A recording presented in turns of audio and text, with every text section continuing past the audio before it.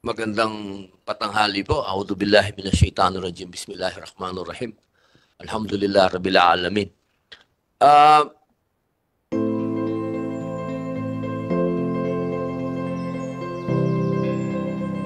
ang akin lang pong gustong imungkahi sa ating mga taga-gobyerno at syempre dito sa ating mga bisita for humanitarian purposes po sana. If we could consider, because these are very poor fishermen, and we are not talking about shipping lines, coalition of shipping lines. We're talking about very poor. And we have a widow here. I hope you could consider giving them compensation right away. Sir, I will raise it to the senior most person through our principal, and we'll come back to it. For sure, we'll escalate it, sir. Kasi, thank you very much, sir. Ma'am, kanina kasi sa DOJ, parang ang dating kasi medyo nagulat ako. Masyado kayong legalistic. Hindi naman nila maiintindihan yun, yung UNCLOS natin, kung ano, ulitin natin yan, UNCLOS. Mismo ang kababayan natin, gulong-gulo na dyan eh.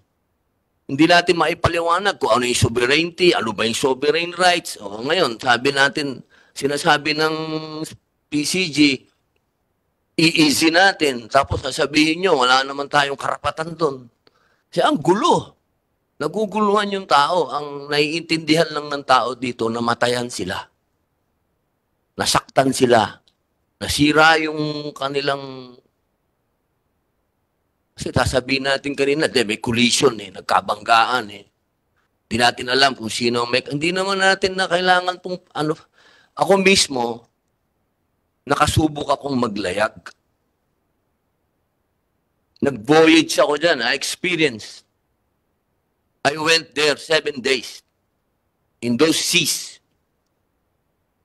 So alam ko pag gabi talaga, mahirap wala talagang makita.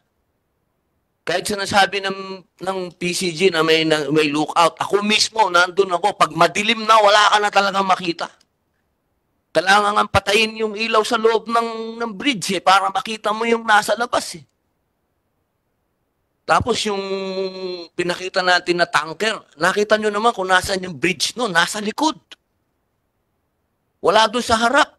Bago nila makita yung mga kababayan natin, napaka-imposible. Kaya ang hirap sabihin natin na mayroong criminal liability dito. Ako din, sinabi din naman ni Raymark kanina, parang ang hirap din namang sabihin na nakita sila at napakasama mo namang tao. You are the most evil person na may nakita ka na doon, babanggain mo pa. I don't believe that somebody is like that. So, ang akin pong, my plea, for example, look at that young girl. We have to take care of her education. Because there is no more, the husband is gone. So I hope we could consider this, sir. I know you have, you are an Indian. Yes, sir. Yeah, I got married in India. I studied your martial arts, Kalaripayat. Yeah, so I love India. I know you have a good heart, Indian people.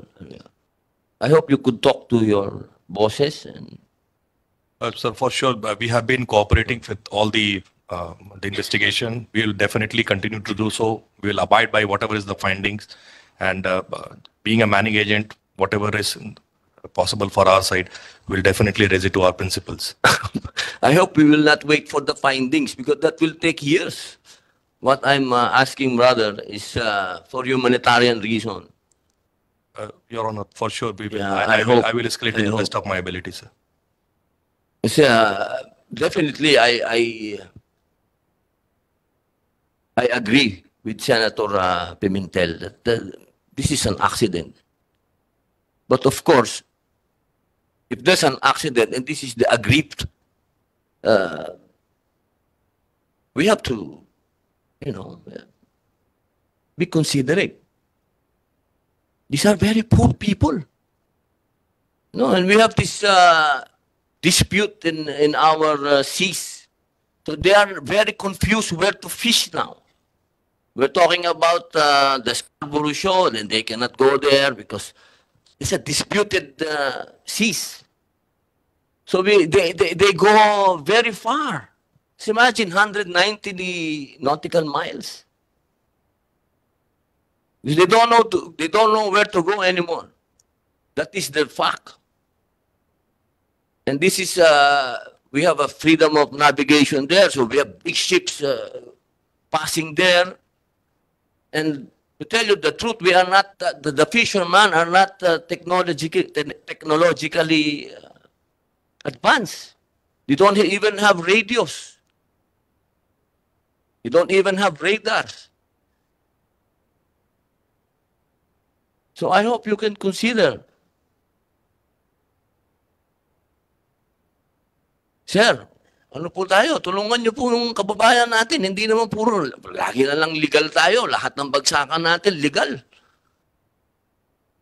Ano po, Ma'am DOJ, please coordinate naman po sa PCG.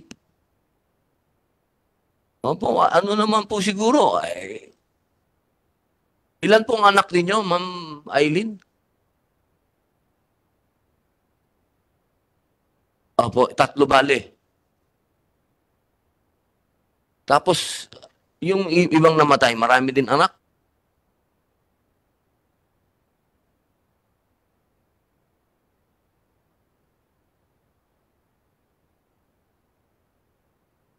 Oh, see, 5 kids. 3 kids, 5 kids. All babies. 3. 3. I hope you could consider. If we will wait for the court to decide, this will take years.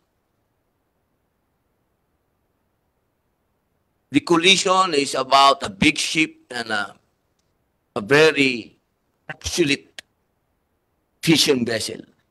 So I hope, sir, Pilipino ka, boss. Masyado tayong kawawa dito. Masyado tayong kawawa. Sana naman ano naman ninyo. Kahit konting pagtingin nga, sabi nga sa salita natin, boss, konti lang. Hindi naman siguro malulugi ang kumpanya na yan para tustusan tong mga kababayan natin. Siguro, pag dumating na kayo sa kasuhan, iba naman na yon, di ba? Siguro, government to government na yon, hindi naman na siguro sila yon. Pero pagdating sa kanila, medyo ano naman tayo, boss? Oh. Sir, Pilipino ka naman. Bolivar pa naman ang apelyido mo. Napaka magaling na tao ni Bolivar, boss. Ha? Revolutionary yun. Talagang lumaban para sa mga katutubo, mga mahihirap na tao. Yun lang po. Maraming salamat po, Mr. Chairman. Salamat po, Senator Padilla. So, bago tayo pumunta ron, isang tanong na lang kay Mr. Michael Ang. Pag kayo ay hinuhuli dahil hindi ayos yung inyong certificate, kayo hinuhuli dahil wala kayong certificate galing sa Marina, nahihirapan kayong kumuha ng certificate, totoo ba na kinukumpis ka pa yung isda na nahuli nyo? Meron po kaming nabalitaan po dating bangka. Walang certificate dahil walang nahihirapan mag-register sa Marina, yung nakahuli kayo ng 2 banyera o 3 banyera na isda, i-confiscate pa yun? Opo. Bakit? Yun ang hindi po namin alam. Yan ang penalty dahil wala kayong certificate, hindi kayo rehistrado sa Marina. Opo. Ayan, teka muna Marina, napabalik ako rito. Bakit nahirapan silang magrehistro kasi malayo. Luluwas pa ng Maynila. So ang penalty, pag nahuli sila na wala yung permit nila, i-confiscate pa yung 2-3 banyera na ilang araw nilang pinaghirapan. Saan nyo dadalhin yung isda? tambako, lapu-lapu, saan dadalhin nyo? Specifically and categorically deny po yung ginagawa. Kung allegation na kinukuha po yun. For the record, Kawawa na sila, correct. hindi makaluwas ng Maynila, ng isda ng 5 araw, 6 na araw, uhulihin nyo, kukunin nyo pa yung isda. Correct, sir. Hindi Again, na siguro makatao yon. hindi po talaga makatao yun.